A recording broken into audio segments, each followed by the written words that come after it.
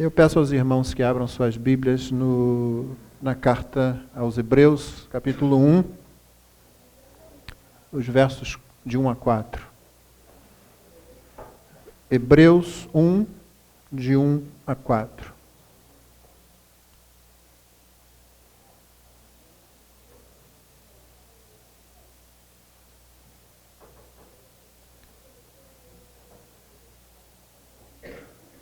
Havendo Deus outrora falado muitas vezes e de muitas maneiras aos pais pelos profetas, nestes últimos dias nos falou pelo Filho, a quem constituiu herdeiro de todas as coisas, pelo qual também fez o universo.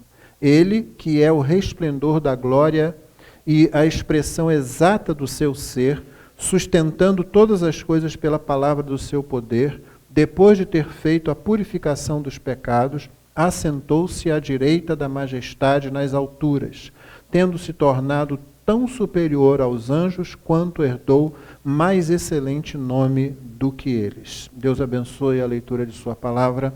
Amém. Deus envia essa carta, inspirada pelo Espírito Santo, através de um autor que a gente não conhece, a um povo, a sua igreja, a um grupo da sua igreja que tem antecedentes no judaísmo. É difícil, na verdade é praticamente impossível você identificar o tipo de judaísmo em que se encontravam aqueles destinatários dessa carta. O judaísmo, mesmo no primeiro século, ele não é um movimento, uma religião, uma fé monolítica.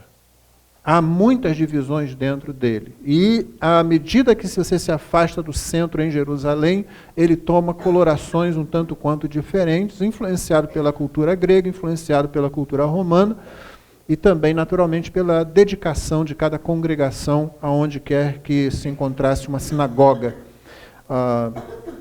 Então você tem esse quadro, mas o fato é que essas pessoas, qual fosse o pano de fundo judaico delas, elas conheciam suficientemente do Antigo Testamento, do culto no Antigo Testamento, para que o autor da carta pudesse fazer várias referências. A ideia, o objetivo central da carta é justamente mostrar a superioridade de Jesus Cristo, da obra, da pessoa de Jesus Cristo, ou seja, o que ele fez e quem ele é, a superioridade em relação aos rituais do Antigo Testamento. Então, a carta, que é um sermão, que é uma carta, e todo mundo que estuda o livro aos Hebreus se depara com essa dificuldade de poder definir, é uma epístola, é uma carta, ou é um sermão? Na verdade, é uma mistura das duas coisas. A impressão que se tem, e uma das melhores definições que eu já encontrei para isso, é justamente aquela que diz, é um pastor escrevendo para a sua congregação que está distante. Portanto, ela é um sermão em forma de carta, ou uma carta em forma de sermão, e ele quer instruir o seu povo a respeito da superioridade de Cristo. Bom, esse é o objetivo da carta, aqui você já tem então um pouco do contexto para você entender o que vai ser dito a respeito desses 4 versículos. Vamos aos 4 versículos, para que a gente possa fazer a explicação deles. O texto começa com uma construção grega que significa o seguinte: Deus falou muitas vezes como se fossem muitos pedaços. Uma revelação que, ainda que seja autêntica, genuína, ela vem assim sendo distribuída ao longo do tempo como se fossem diversos pedaços para serem reunidos. E é isso que está sendo dito. Mas o importante, talvez, você notar logo de sair daqui, é que Deus falou aos pais pelos profetas. Deus não se ocultou, Deus se revelou, Deus falou. E às vezes a gente lê muito rápido o texto, né? Havendo Deus antigamente falado, Deus falou. Deus entra na história, Deus se comunica com a sua criação. Deus não é um Deus misterioso no sentido de ficar velado, no sentido de ficar afastado, no sentido de não ter comunhão com a sua criação. Então Deus fala, Deus se comunica. E ele fez isso de muitas formas e muitas vezes. Ele se utilizou de culturas e linguagens diferentes, de idiomas diferentes, majoritariamente o hebraico, mas também o aramaico lá no Antigo Testamento. No Novo Testamento você sabe que ele vai utilizar o grego mais comum, o grego popular, não é? Mas ele falou numa linguagem que era possível de ser compreendida. Os profetas, quando chegam e dizem, assim diz o Senhor, eles não falam em mistérios. Aliás, se há uma coisa que fica muito clara nas Escrituras do Antigo e Novo Testamento, é que Deus não tem nenhum interesse em criar enigmas para nós. Não há nenhum interesse da parte do ser divino de fazer mensagens que fiquem na nossa cabeça para a gente pesquisar, para a gente tentar entender o que é aquilo, como se fosse um enigma. Há, como qualquer comunicação, que acontece até entre dois amigos conversando, mesmo amigos íntimos, há coisas que precisam ser bem compreendidas. Mesmo pessoas muito íntimas, às vezes têm que dizer, não entendi bem o que você falou, você pode repetir? Então, quando a palavra é proclamada, é preciso haver esse zelo, esse interesse, como alguém tem interesse numa conversa. Você está numa conversa, você tem interesse. Se você não tem interesse, já viu como é que a gente age? Você finge que está ouvindo, não é? A pessoa está ali falando e você está... Se tiver um telefone em casa, de vez em quando você talvez bote o telefone para lá assim, e essa pessoa fala muito, daqui a pouco eu volto para ver se ela já está chegando no final da fala dela. Mas quando você tem interesse, você pergunta, você esclarece pontos, você leva a sério. Então, isso que acontece comumente também acontece com relação à Escritura, mas não há nenhum interesse de Deus ficar falando em mistérios, em enigmas, como muita gente diz, e quando muita gente interpreta equivocadamente algumas passagens no Novo Testamento. Deus fala com muita clareza, na verdade.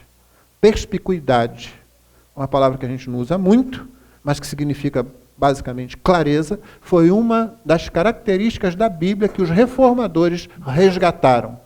Contra aquela ideia de que só o clero era capaz de compreender as Escrituras, como acontece hoje com algumas seitas, onde você tem, por exemplo, algo como o corpo governante das testemunhas de Jeová. E se você chegar para um testemunho de Jeová para estudar a Bíblia, ele vai dizer, eu não posso fazer isso. Não, eu tenho aqui a Sentinela, por exemplo, a revista, o que é editado pelo corpo governante, eles interpretam, eles me dizem o que a Bíblia diz. Não é assim que Deus faz. A reforma resgatou esse importante conceito de qualquer pessoa pode chegar, mesmo uma pessoa muito simples, que saiba ler, e por isso os reformadores se interessaram tanto por ensinar as pessoas a lerem, porque Deus escreveu um livro. Acho muito interessante que alguém disse, o diabo ama o analfabetismo, porque Deus escreveu um livro. Então ele não quer que ninguém leia esse livro. Os reformadores tinham muito interesse em alfabetizar as pessoas, não para dizer que o povo estava se desenvolvendo, embora isso acontecesse, mas principalmente para o povo ler o livro. Então uma pessoa, mesmo simples, pode ler e entender sim, fazendo as mesmas perguntas e as mesmas questões que faria numa conversa informal com um amigo, ou mesmo com um amigo íntimo. Nossa dificuldade está mais porque nós criamos uma aura em torno das Escrituras, parecendo que só quem tem um telefone vermelho direto ligado com a Trindade é que vai compreender o que está escrito aqui. E não é assim. Mesmo pessoas não crentes podem compreender o que está aqui. Se ela vai se render a isso, se ela vai absorver isso como verdade, é outra história. Mas ela pode compreender o que está escrito aqui. Deus falou de várias formas, não para complicar, mas para facilitar aos pais pelos profetas. Nos últimos dias, porém, Deus falou de uma forma claríssima. Ele veio. Ele tinha enviado mensageiros, agora ele vem. Por isso o texto diz, nos últimos dias, e os últimos dias na compreensão bíblica, quando você lê todo o Novo Testamento, é aquele momento que começa com a vinda de Jesus lá em Belém e que vai terminar com a vinda de Jesus no final dos tempos. Nesses últimos dias, Deus falou pelo Filho, o herdeiro de todas as coisas. Foi por ele que Deus fez o universo. O autor passa uma coisa que ele vai fazer muitas vezes nessa carta, uma exaltação da supremacia de Cristo. Você lê esse livro, você fica vendo um Cristo exaltado de uma forma maravilhosa. Ele é o herdeiro de todas as coisas, foi por ele que foi feito o universo, ele é o esplendor da glória do Pai, ele é a expressão exata do ser divino, ele sustenta todas as coisas pela palavra do seu poder. É uma exaltação grandíssima. E Deus falou, lembra? Deus que falou com o objetivo de se comunicar, de falar com clareza, de alcançar o ser humano. Eu me lembro de João Calvino escrevendo, dizendo que muitas vezes Deus balbucia. Como uma mãe fala com seu filhinho, naquela linguagem tati-bitate, para se aproximar da criança, para se comunicar com a criança na eternidade. Deus muitas vezes balbucia. Fala como quem fala com uma criança, porque o seu interesse é se comunicar. Esse Deus que fez isso, agora ele vem, ele se apresenta, para da mesma forma falar com maior clareza ainda. Então, o texto está dizendo o seguinte, daquele jeito, ele já queria se comunicar com clareza, agora então, ele vem pessoalmente, na pessoa do Filho, para falar, para dizer tudo o que tem que ser dito. A última palavra do Deus triuno para a humanidade é Jesus Cristo. Então o livro já começa dizendo, aqui é que ele vem. Você não vai encontrar nada superior a Jesus Cristo, nada melhor do que Jesus Cristo, quando o assunto é compreender Deus. E aí diz, depois de ter feito a purificação dos pecados, é a obra redentora de Cristo, morrendo finalmente na cruz, ele se assentou à direita da majestade nas alturas. Eu não consigo deixar de pensar aqui em Apocalipse 4 e 5, então, Apocalipse 4 você tem o trono de Deus, e Apocalipse 5 você tem o Cordeiro, que é visto ali no trono, junto com aquele que está sentado no trono. Então, depois de ter feito a purificação, ele é glorificado, ele é elevado aos céus e assenta-se à direita da majestade nas alturas. Isso não é enfeite retórico. Nas alturas significa que ele está acima de tudo. A compreensão nesse momento histórico é aquilo que é de cima, aquilo que vem do alto, é o que governa, é o que manda, é o que controla, é o que tem autoridade, é o que tem a majestade superior. Não é à toa que em Apocalipse ele é chamado de Rei dos Reis e Senhor dos Senhores. É nas alturas que ele se assenta, ele não se assenta em qualquer lugar aqui, ele não está nessa realidade, ele controla essa realidade, da qual ele participou vivamente, ativamente, encarnando, tomando sobre si natureza humana, natureza espiritual humana, Jesus tinha uma alma humana, natureza física humana, Jesus tinha um corpo real humano.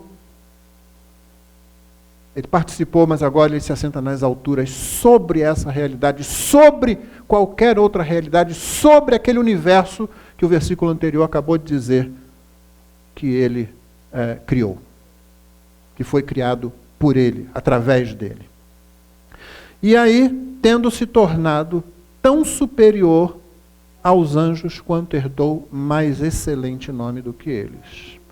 Ou seja, vamos começar com os anjos. É o que o autor de Hebreus diz. Nesses próximos versículos do capítulo 1, que não nos vão interessar nessa manhã, é dito uma coisa maravilhosa, é uma coisa que eu uso muito nas minhas orações, é dito que os anjos são ministros de Deus, são agentes ministradores de Deus a serviço dos que hão de herdar a vida eterna. Meu irmão, você não tem ideia de quantas vezes Deus utilizou os seus anjos para guardar você, para orientar você, para dirigir você. Você não tem ideia de como os anjos agem invisivelmente, visivelmente. A Escritura diz que alguns, agindo de boa vontade naquela situação de receber pessoas, de hospedar pessoas, hospedaram anjos, sem saber. Os anjos estão presentes no culto. Os anjos estão presentes na nossa vida. Eles não querem ser alvo de nenhum tipo de movimento nosso. Eles não querem ser alvo de nenhum tipo de veneração ou adoração.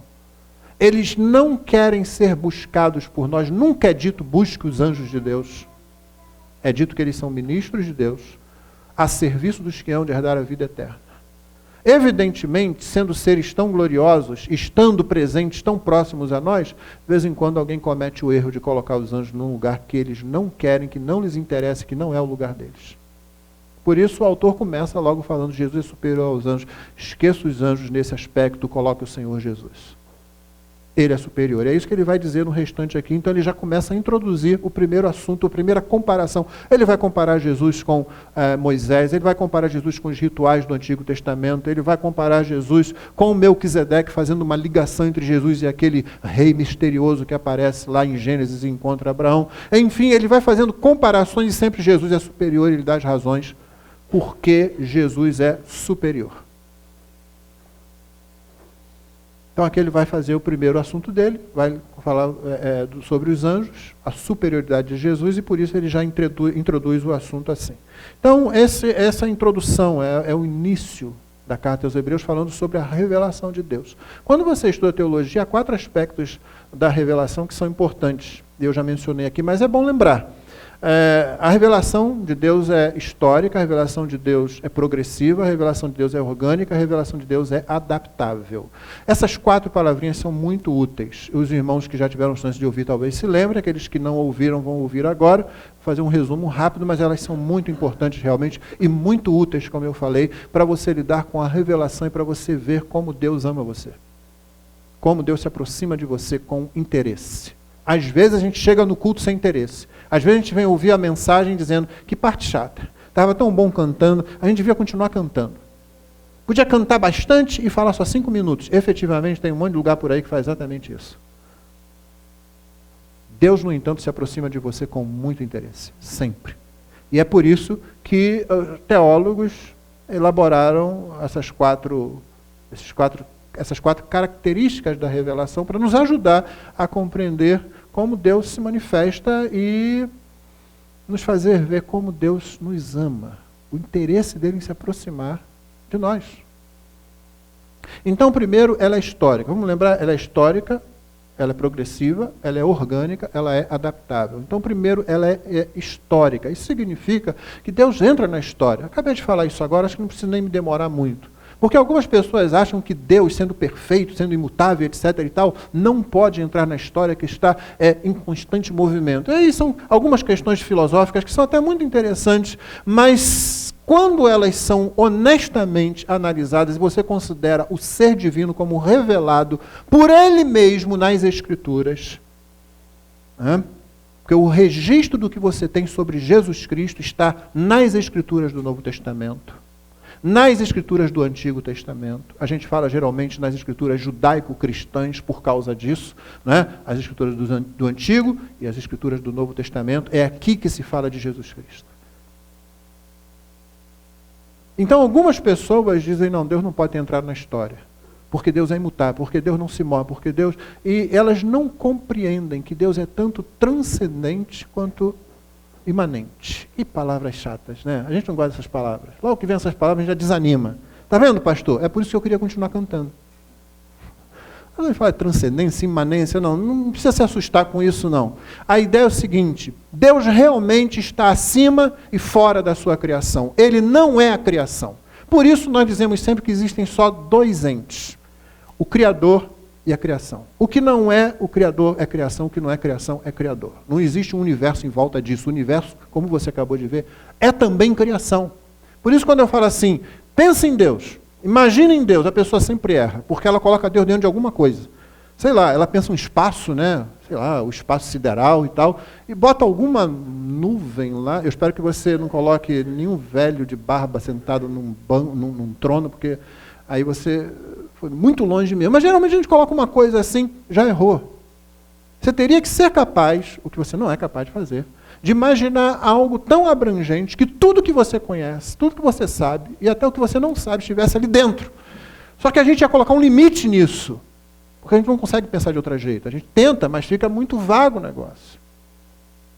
E aí quando o pessoal pensa nesse negócio, eles dizem: não, Deus não pode entrar na história. Deus não pode entrar aqui, Deus não pode vir aqui. Como isso não vai? Não, Deus é transcendente realmente, fora da sua criação, acima, superior a ela e tal. Ele cria. Mas Deus também é imanente, o que significa que Ele está dentro, Ele é capaz de vir, Ele está presente na sua criação. E é capaz de estar tão presente como se tornar um dos seres criados. Essa é uma grande coisa. A gente não entende isso direito. Como é que o Deus infinito consegue se empacotar num pacote que nós podemos manusear? Eu não me lembro bem da história, mas um dos grandes problemas era você manusear a dinamite, o TNT, né? Ou a substância que está lá dentro. O problema é que ela era muito instável, até que alguém conseguiu fazer isso. Mas você consegue carregar, entendeu? Senão você não conseguiria carregar. Qualquer mexida, explodia. Deus consegue se colocar num pacote tal que a gente consegue manusear. Inclusive, a gente consegue pregar numa cruz. Ele consegue se colocar num pacote frágil, que pode ser cuspido, que pode ser chicoteado, que pode ser desprezado, que pode passar fome, que pode finalmente ser morto. Ele entra na história. Agora, quando a gente fala que ele entra na história, você sai então desse pensamento que você está achando muito filosófico, muito acadêmico e tal, isso quer dizer que ele entra na sua história.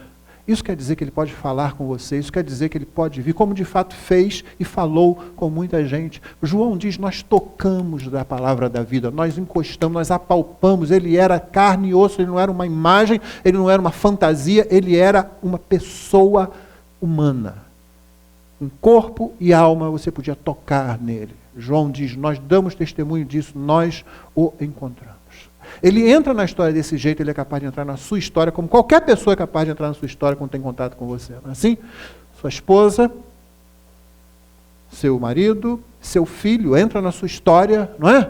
Você está lá com a sua casa, tá você e sua mulher, daqui a pouco tem um outro ser que toma toda a atenção, toma tudo. Ele entra na sua história, entendeu? Cristo fez isso. Ele é capaz de entrar na sua história pessoal. A revelação é histórica. Quando Deus fala de si mesmo, ele faz isso na história, na concretude da história. E é por isso que a gente se ajoelha, é por isso que a gente ora, é por isso que a gente confia que ele intervém em todas as coisas, ele não está alheio à história. Os que querem afastar Deus dizem que ele não entra na história, outros dizem que ele criou tudo, deu corda e foi embora. Não, não. O nosso Deus está sobre tudo, controla tudo, domina tudo. Como diz o texto, sustenta tudo pela palavra do seu poder. Não diz sustentou, não diz botou para funcionar e foi embora, ele sustenta. Cada acontecimento, os acontecimentos trágicos da segunda-feira pelos quais nós oramos, os acontecimentos macro na Europa nessa semana, Deus que entra na história tem domínio sobre cada um desses acontecimentos. Essa é a nossa esperança, senão nós nos desesperaríamos. Você não controla as balas perdidas que andam por aí, Deus controla. É por isso que você é muitas vezes livrado de muita coisa que você nem toma conhecimento, porque é Ele quem controla. Ele usa o seu poder diretamente, Ele usa os seus santos anjos, Ele usa outros seres humanos, mas é Ele quem controla, porque Ele entra na história, a revelação histórica. E tão histórica quanto eu poderia dizer pessoal, que Ele se aproxima pessoalmente de você. A revelação é progressiva, significa que Deus não chega para Adão, lá no Éden, depois do pecado, e diz, Adão, agora que vocês pecaram, está aqui, esse livro aqui, chama-se Carta aos Romanos. E aqui está o Evangelho, num bom resumo para você, Adão. Deus não faz isso, mas Deus começa progressivamente a falar de si mesmo, e a falar de nós mesmos. Irmãos, o que nós sabemos a nosso respeito, e que nós podemos confiar porque Deus falou a nosso respeito também. Ele fala para o ser humano quem é o ser humano. Ele fala para o ser humano da queda do ser humano. Ele fala do nosso estado depois da queda. Nós nos achamos muito bons, não somos. Se há alguma bondade em nós, é porque Deus preservou essa bondade que Ele criou e que Ele nos deu após a queda. Ele podia ter retirado isso. Ele não fez. É Ele quem fala para nós. Então, progressivamente, uma coisa sendo unida à outra, ele vai se revelando, falando mais de si. A revelação também é orgânica, significa que nessa progressividade, à medida que ele dá uma coisa e dá outra, o que vem depois sempre se encaixa harmoniosamente no que veio antes. É por isso que, se honestamente você estuda o Novo Testamento e o compara com o Antigo Testamento, você vai encontrar uma unidade. Se com boa vontade com o texto bíblico, você olha para o Antigo Testamento como um todo, você vai encontrar um autor ali. Você encontra alguém dizendo a Bíblia se contradiz e tal, quando essa pessoa é capaz de dizer onde é que está essa contradição, onde é que está esse erro, o que você vai encontrar de fato é uma pessoa com má vontade com o texto bíblico. Uma pessoa que não crê que Deus fala de si mesmo. Então, organicamente é a revelação de Deus. Cada coisa que vem depois se encaixa naquilo que veio antes. Você pensa no seguinte, que a semente, vamos falar do caroço da manga, que eu entendo um pouquinho mais.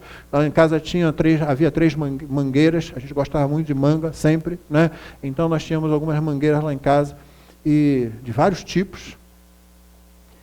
A minha mãe gostava depois que a gente chupava uma manga, ficava aquele caroço lá, e a gente deixava ele secar, para depois você plantar, e aí nascia misteriosamente, não sabemos como, nascia uma mangueira. Nunca nasceu uma boboreira, nunca nasceu um abacateiro, nunca nasceu uma roseira. Sempre quando a gente colocava um caroço de manga no chão, na terra, regava, deixava ali, o que vinha depois era uma mangueira. E estranhamente, quando a gente plantava uma manga-espada, o caroço de uma manga-espada, nunca nascia uma rosa. Ou uma carlotinha. Era sempre espada que nascia. Para ter alguma alteração, você tinha que fazer um enxerto, você tinha que fazer alguma coisa. Então, salvo alguma alteração de qualquer natureza exterior, você plantava e aí vinha se desenvolvendo. E quando aquela planta crescia, e aí vinha uma fruta, vinha uma... Nossa, você é esperta, hein? Uma manga, exatamente. Que tinha um caroço que se você plantasse, fazia a mesma coisa. Então, aquela manga final já estava embutida naquele caroço que você plantou lá, com todas as propriedades dela. Salvo alguma interferência, alguma mudança, algum veneno, alguma coisa assim, era isso que acontecia. Não há alteração externa com relação à revelação de Deus, ela é orgânica. O que vem depois se encaixa, é o resultado harmonioso daquilo que veio antes.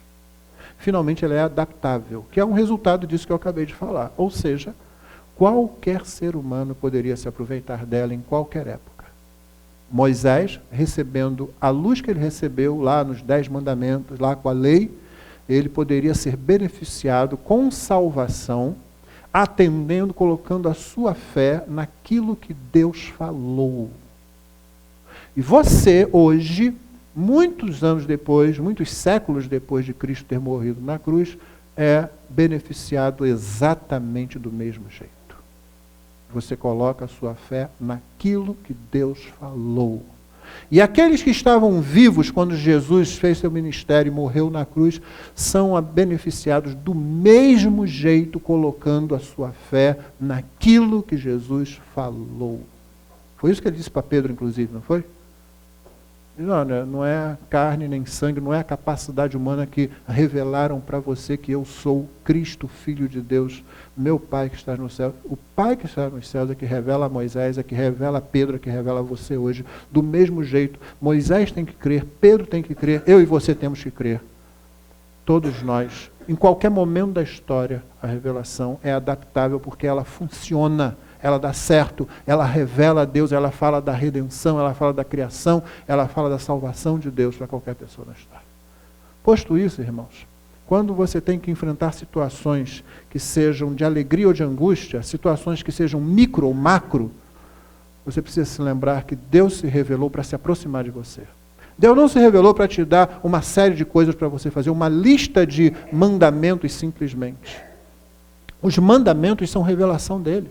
Por isso que eu costumo dizer que se você conseguisse pegar a lei e jogar num computador tudo aquilo que está lá em Êxodo 20 e dali em diante, e se você conseguisse o programa certo e alimentasse esse programa com os dados que estão aqui, do outro lado ia sair um retrato de Deus.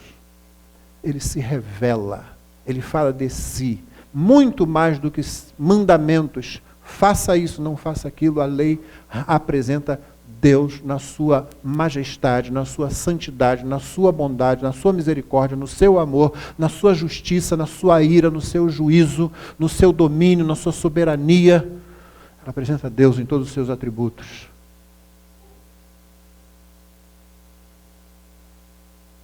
Deus se revelou para chegar perto de você.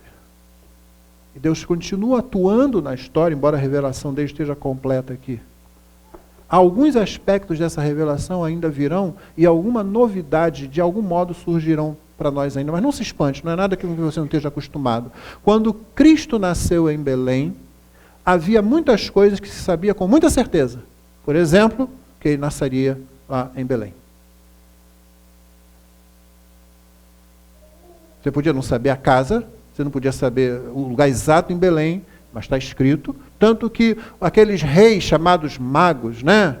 Aqueles sábios do Oriente que vieram, quando eles chegam em Jerusalém, perguntam lá aos mestres da lei, Herodes é quem faz essa consulta para eles, né? Eles dizem em Belém da Judéia. Porque está escrito. Mas também havia muitas coisas que as pessoas ainda não podiam precisar, não podiam saber realmente. Detalhes que elas não podiam saber. Por exemplo, eles não tinham como saber ali, naquele momento, que aquela criança, naquela manjedoura, era Deus encarnado. Na verdade, ninguém nunca tinha imaginado que seria desse jeito. Então, quando Jesus voltar, algumas afirmações nós podemos fazer. Ele voltará e entrará na história novamente. Ele voltará fisicamente, inclusive. Os céus se abrirão e como ele foi, ele descerá dos céus. Mas não podemos precisar alguns dos detalhes de como isso vai acontecer, como será essa interferência em todo o planeta.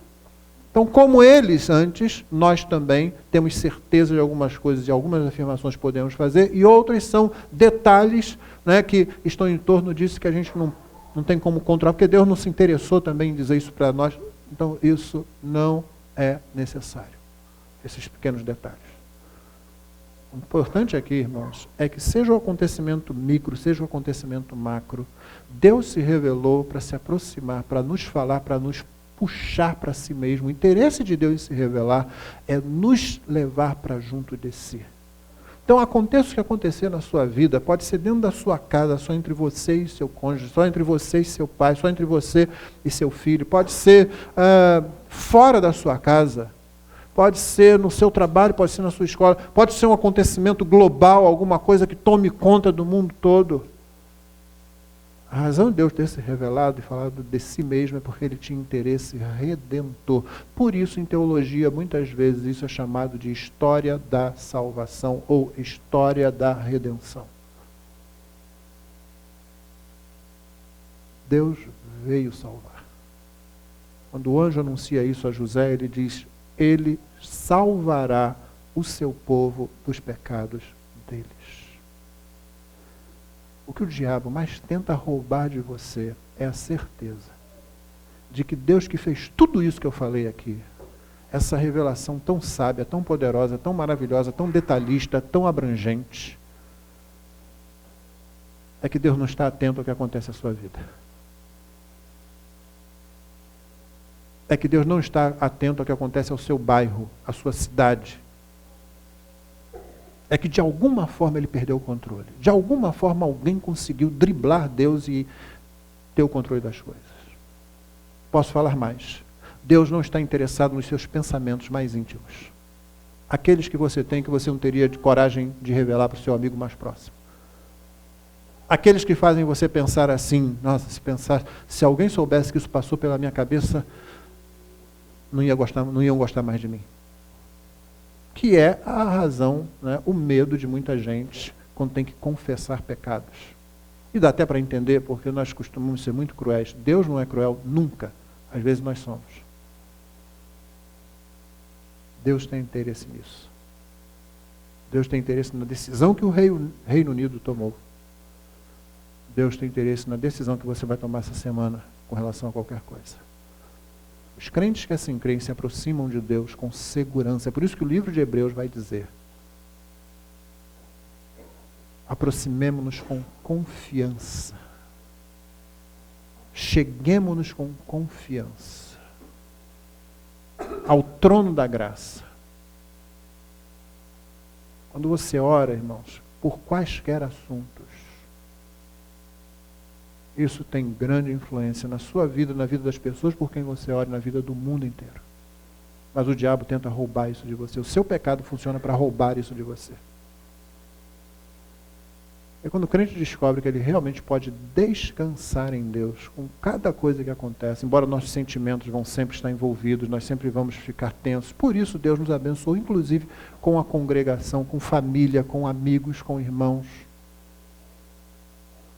Mas se nós estivéssemos confiantes nisso sempre, então nós descansaríamos realmente no Senhor e atravessaríamos as situações com maior facilidade, mas não é esse o grande prêmio, não é essa a grande razão, não é esse o grande objetivo. O grande objetivo, na verdade, é que você continuaria vivendo a sua vida e continuaria fazendo as coisas que você faz, para que Deus fosse glorificado, para que mais pessoas chegassem a esse conhecimento, e isso traria glória a Deus, para que mais pessoas se rendessem, descansassem em Deus, para que mais crentes encontrassem refrigério, e isso traz glória a Deus.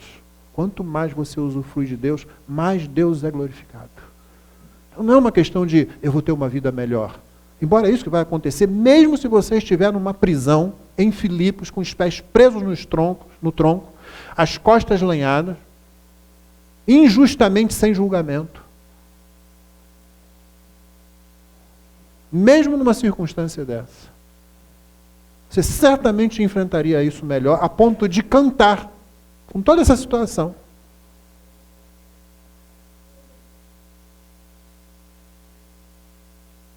Mas a maior razão realmente é que isso acontece porque Deus é glorificado. Deus sendo glorificado, nós somos muito abençoados. Usufruindo dele em todas essas coisas, Deus é ainda mais glorificado. Quanto mais glória para Deus, maior crescimento para nós, maior aproximação entre nós e Deus. E esse é o grande objetivo da revelação, essa proximidade. A Bíblia começa e termina dizendo: eu serei o seu Deus, eles serão o meu povo, habitarei no meio deles. Nunca deixe o diabo roubar isso de você, nem o pecado roubar isso de você, nem o mundo roubar isso de você. E que Deus nos abençoe. Vamos ficar de pé e vamos orar. Senhor, nós louvamos o Teu nome porque Cristo recebeu toda a autoridade nos céus e na terra. Por causa disso pregamos o Evangelho, por causa disso fazemos discípulos, por causa disso ensinamos tudo aquilo que o Senhor nos ensinou. Louvamos-te porque todas as circunstâncias que atravessamos estão nuas, patentes, diante daquele com quem havemos de tratar. Nossas vidas, nossa história e a história à nossa volta. Senhor, toma cada pessoa que está aqui nessa manhã, nós te pedimos, de modo que haja convicção de que realmente podemos olhar os acontecimentos com outros olhos, com outras lentes, e realmente podemos observar a nossa volta com outros objetivos, não presos em nós mesmos ou naquilo que nós queremos simplesmente, mas buscando a Tua glória e com a Tua glória o nosso bem e o bem do nosso próximo. Dá-nos graça, Senhor, para que compreendamos isso. Concede, Senhor Deus, que muitos sejam despertados, muitos dos que estão aqui agora, sejam despertados para buscarem o Senhor, amarem a Tua palavra, a Tua revelação, aonde nós vemos Cristo, a última palavra que o Senhor tem para nós. A palavra que Ele deu aos apóstolos para registrarem. Que Teu Espírito lembrou, que Teu Espírito fez preservar na mente daqueles homens que a registraram no primeiro momento e depois através da história. Que nós amemos a Tua palavra. E amemos buscar o Senhor, e amemos ser cooperadores Teus, Pai. Seja a Tua graça, todos que estão aqui, que a Tua palavra seja ainda mais esclarecida e aplicada no coração de cada um. Nós nos aproveitemos do fato de que o Senhor se revelou, se fez conhecer, nos buscou com amor eterno. Abençoe aqueles que estão aqui, porventura estejam aqui, que ainda não confessaram Cristo como Salvador, sejam alcançados pela Tua graça soberana e majestosa. Oramos em nome de Jesus. Amém.